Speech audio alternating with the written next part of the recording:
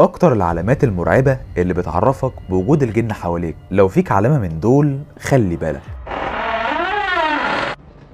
اكسبلور ويلا نبدأ. علامات قرب الجن منك كتيرة قوي، ولكن في كام علامة مميزة كده لازم تخلي بالك منهم، ولو لقيتهم فيك حاول تقرب من ربنا وصدقني هتحس بفرق. العلامة الأولى الانعزال. بعد ما كنت شاب فرفوش وبتحب تخرج كتير وبتحب كمان تقعد مع أهلك وتقضي معاهم بعض الوقت، فجأة بقيت شخص انطوائي، بتحب تدخل غرفتك وتطفي النور وتعيش لوحدك. خلي بالك علشان دي علامة. العلامة التانية التطويل في الحمام. الحمام بعد ما كان مكان لقضاء الحاجة بس أصبح مكان بتقضي فيه وقت طويل جدا من يومك، بسبب انت نفسك ممكن ما تكونش عارفه. انت بتلاقي نفسك دخلت وطولت كذا مرة في اليوم، فخلي بالك لان دي علامة. العلامة الثالثة النفور من ذكر الله. بمجرد ما تسمع آية من القرآن أو حديث بتلاقي نفسك بتبعد وبتقلب على حاجة تانية، فخلي بالك برضو لان دي علامة.